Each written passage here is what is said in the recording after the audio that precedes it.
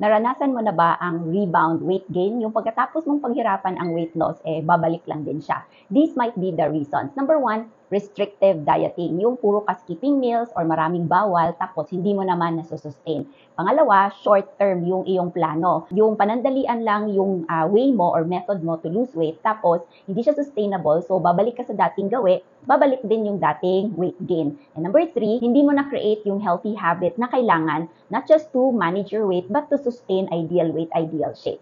Ano ang solution? Number one, focus on building healthy habits. Number two, focus on eating healthy, no, hindi restrictive.